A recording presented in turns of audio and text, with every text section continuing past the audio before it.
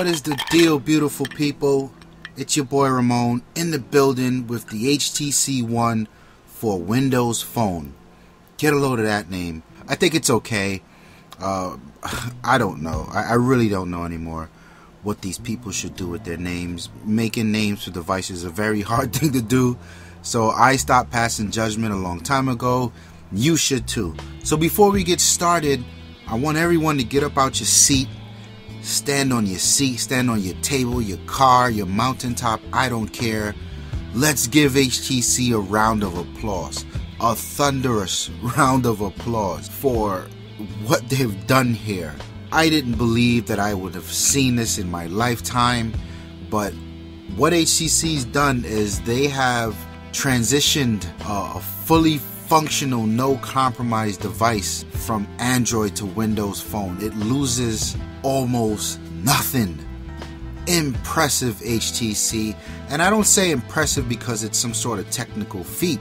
I say impressive because OEMs, HTC and Samsung in particular, have been doing the exact opposite when Windows Phone first came about, before Nokia ran away with everything. So good job. I don't know if this is a desperation move on HTC's end, or if Microsoft just opened up their wallet, but whatever it is, I'm happy to have it. So the simplest way to put it is, if you're a fan of the HTC One M8, then this device is there's nothing to hate here. It's the same through and through with the design. I mean, like, it's that unibody metal design. It's very pleasing to hold and use. It's got a nice heft to it. Still does look like an iPhone depending on who you talk to. At the side, the left side, they've got that expandable memory slot there, which was not there in the first Android version of the M7. It gained in the M8, and now we get it in the Windows Phone version. Again, kudos to HTC. On the right side, you'll see the SIM tray, the volume up and volume down button. At the top, there's actually a IR blaster that HTC uses for their custom TV app or remote control, and it's all there in the Windows Phone version. Again, applause. And then there's the terribly placed power button to the right. I can't stand that the power button is on the right side of this thing. It's so annoying to have it there. And on the bottom is your headphone jack and your charging port. Of course, what HTC is now famous for in the M8 brands is the front-facing speakers. One at the top, one at the bottom. The boom sound, they're called. Amazing sound you get from boom sound. And you've got your 5 megapixel front-facing camera. Yeah, so if you're into selfies or any type of blogging or vlogging, I suppose you should call it, then you should be happy about that. At the back, you've got that dual camera where it's, I'll get into that more. It's got two cameras. You've got the dual LED flash going on there. You've got the HTC logo, Windows Phone, and then the big, I almost cursed, but damn it, Verizon. Why do you have to do this? You've got this huge Verizon logo, and I mean, the Verizon logo on its own isn't that bad, but Jesus, man, did it have to say 4G LTE? What is that? Why? But anyway, and then there's some serial information on the bottom. They really screwed up the back of this device. I really like the AT&T variant better, but whatever, it is what it is. Before we get into the boring part, which is always the specs, I feel like I always want to skip it, but anytime I skip the specs on a review, someone always say, hey, where's the specs? Come on, guy. So I'm going to tell you the specs, but before we get into it, I think there was one thing that was very notable, was the benchmarks coming off of the Basemark OS 2 were actually a little faster than the Android version, which was very interesting. And then on top of that, HTC themselves gave the usage rating, I think it was 21, on the Windows Phone version. It's almost double what it was on Android. So Android had a usage rating of 12 hours and Windows Phone got 21. So not only is it faster as per these benchmarks, but it's more power efficient as per HTC. So for those of you who are wondering how Windows Phone would stack up on really nice hardware, then this could be an inclination into that question. And we've always wondered, right, what it would be like on the same hardware, because we never ran into this situation. So yeah, food for thought right there. Specs wise, you get this 5-inch display, 1080p of course, LCD. HTC loves to go the LCD route. It's Super LCD 3. I have no qualms with it. The display is beautiful, really sharp. The size of the display to 5 inches. For me, it's really comfortable. I think most people are still in the 4.7 range or maybe 4.5, and forget it, you're talking iPhone. I've grown accustomed to a 6-inch display, which is a monstrous display, by the way. So this 5 inches is super comfortable to me, and when I reviewed the HTC M8, the Android variant, the first time around, it was taking me some time to get used to the size of the device because I was coming from a Lumia 1020. This time around, I'm coming from a Lumia 1520, and I'm holding the same hardware a few months later, and it's like, wow, well, this is small. It's not that bad. It's just funny how that works. You get a Snapdragon 801, clocked at 2.3 gigahertz, quad core, of course, 2 gigs of RAM, 32 gigs of onboard storage, expandable up to 128. So, like I said, no compromise on the hardware, spec for spec, pound for pound, the same as the Android variant. In terms of sensors, there's an accelerometer, a proximity sensor, ambient light sensor, a gyro sensor, and a barometer. However you pronounce that. Pretty standard stuff. You got your 3.5mm jack, NFC, Bluetooth with apx. I don't know what that is. I don't think that's technically low energy. Whatever. You get your Wi-Fi, AGB, and AC, 2.4 and 5 gigahertz frequencies. DLNA in the building. That's always a big plus. Your micro USB 2.0. It's got Miracast support.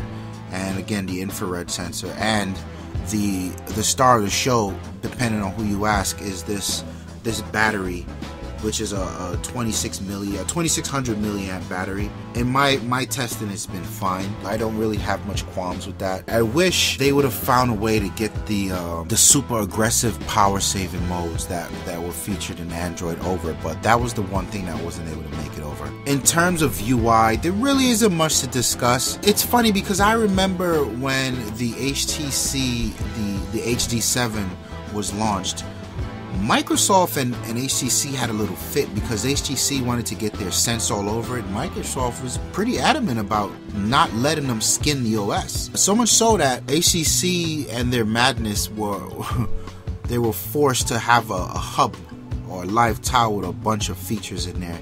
And that's just the way it's been ever since, you know. And this time around, I feel like they just gave up the fight. And everyone's recognized Windows Phone for a very elegant experience, a very fluid OS. And they've come to really embrace it for what it is. So in terms of UI, it's nothing that you've seen from Windows, that you haven't seen from Windows Phone.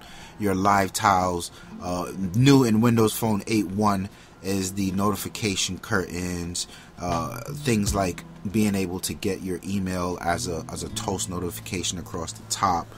It's a fluid experience, especially for the Windows fans. The one thing that I would say is different is this on-screen navigation menu to the bottom. So your back button, the start button, and the search, they're now on screen, which I thought was an interesting choice because you get more real estate depending on how you want to manage this. You have the ability, by default, the navigation menu is set to auto hide. So something like the auto hide on your Windows desktops, or if you use a Mac and you're used to your dock disappearing. Same principle here. And you can actually toggle that off, which I did because I found that it was really weird with some apps. Some apps aren't optimized for Windows 8 yet, so I was running into issues there where I had to hide the menu bar and then bring it back up. To bring it back up, it's pretty much a swipe from the bottom up. Not an extravagant gesture, just something really elegant, and it works. I really appreciated that. In terms of features, like I said, most of it made it over from the Android variant. So you get your HTC Boom sound, always amazing. The double tap to wake. Being on a Nokia so long, it's really tough for me to get a hold of a device and not double tap to wake it up. You know, I need that now. I don't really toggle the device by the power button anymore, especially with something like a 1520. That thing's huge. I can't reach for a power button all the time. So double tapping the wake is a huge feature. It was on the Android variant. I'm glad to see it here now. Good job on that. Blink feed, HTC blink feed is surprisingly in full effect here. On Android, it was more of a second screen, which they then removed it. For those of you who don't know, blink feed is a news aggregator, a news reader, if you will, but it goes a little further. It's got the ability to pull in your favorite news sites, your tech sites, I don't know, sports, gaming, whatever you're into. You can have these sites aggregated into this one view, this one really nice UI that you can then read at your convenience. And it also has social networking things like Facebook, G+, and Twitter. One interesting little tip, because Google and Microsoft just can't seem to get along, there's not a Google Plus solution on the market that's or the Windows Store that's anything to shout at. With Blink Feed, it's a really good solution. You sign into the Google Plus and you remove all the other feeds, and boom, there you have it. You can update your status, you can upload pictures, you can like, you can plus, you can comment. It's a really dope solution for the Windows Phone fans that's been missing that Google Plus integration. So good job there. Of course, you've got the dot view case, which a lot of you have been a fan of, and nice to see that Cortana is even enabled from the dot view case. So good job with that. The camera, which is pretty much the downside of this device. I defended it on the Android version, and I'm gonna defend it here again to a certain extent. So these dual cameras on the back of these things, it's got two cameras. One is just for taking a picture, and the other is constantly measuring depth of field. Now, when you take a picture, you have the option through HTC software to go in and refocus it, because the camera captures the information in the depth of field. So you can go in and select a new I guess focal point at any time. The issue is the software is still silly, still very clumsy. It never does a good job. I would say it's almost worth your time to just take that image twice to get the different focal points and decide later. They're 4 megapixel cameras. I still stand by the fact that this is really dope technology, because it's not about the number of pixels, but I'm sorry, it's not about the number resolution, but the fact that the pixels are bigger so they absorb more information. But I just wish they'd have bumped the resolution up, man. I still find that it's a capable camera, but I have to work very hard to get stunning shots out of it. It records in 1080p, it does some HDR video, which is dope. I mean, it continues to be the downside of this device, but it is a very good camera for most. Coming down to the conclusion, what do I really think of this HTC One for Windows Phone? I love it. I feel like so long we've been disrespected by the other OEMs as Windows Phone fans, and Microsoft really leaned on Nokia and eventually bought them to get this thing going. And here comes HTC trying their hand again, and I'm glad to see that they're doing it the right way. It's okay, I understand the troubles HTC went through. I don't expect them to come up with a whole new design, do this and do that. In fact, I really expected them to come up with that HTC ME. I think it's called is the lower variant in the product line. I expected that to be a Windows Phone, so I was elated when it was announced, and it really was the HTC M8 in all its glory. Good job to them on that. I think it's a very worthy phone, and not worthy for a Windows phone, but even if you pair it up against something like a Galaxy 5 or the Android version of the HTC M8, it's a very good phone. Obviously, when you do that, you're gonna be missing things like the apps, right? A lot of that nerd ability to go in and tweak and update and flash. But this phone, for Windows Phone, the HTC One for Windows Phone, is all about the experience. Right out of the box, you get a beautiful hardware and some beautiful software to match. And it's just a fluid experience through and through. For Windows fans out there, this is a tough sell for you guys, because you would have already been spoiled by great cameras. Nokia has done a good job at that. And if you can give up the camera, if you can give that up and you just want this Ferrari, this Lamborghini design, you just want that premium feel, man, you gotta dive in. Right now it's exclusive only to Verizon, but AT&T came out and rained all over their parade, so they will get a version of it. I really wish that T-Mobile gets a version of this before the holiday season. I know a lot of T-Mobile guys out there really clamoring for this. I'm giving this phone a thumbs up. I think if you're in the market for a phone in the next few weeks or a month or two, stand by, because we know, the LG is already a big shooter out there. It's doing big things. We know the iPhone is coming. We know Nokia's cooking something up. But good job, man. The HTC just proved that their build for this M8 is just across the board a stellar device. It's your boy Ramon. Like the video, hit the comments, and subscribe. For get ready for more content. We got the podcasts out there. We got the TTL episodes. I'm working on that NVIDIA Shield review. Some of you might be interested in that. I'm out of here. Peace. What's up, beautiful people? It's your boy Ramon. I just want to thank you for checking out the video, and I hope you really liked it. If you did, make sure you hit that like button, join the conversation, leave a comment below, and also make sure you subscribe. That way you know when we have new content, new videos available for you to enjoy. Don't forget to stop by the website. We release videos over there first, so if you want to get that exclusive look, check the website. And also, for so much more content, articles on fashion, technology, entertainment, you name it, it's on the website.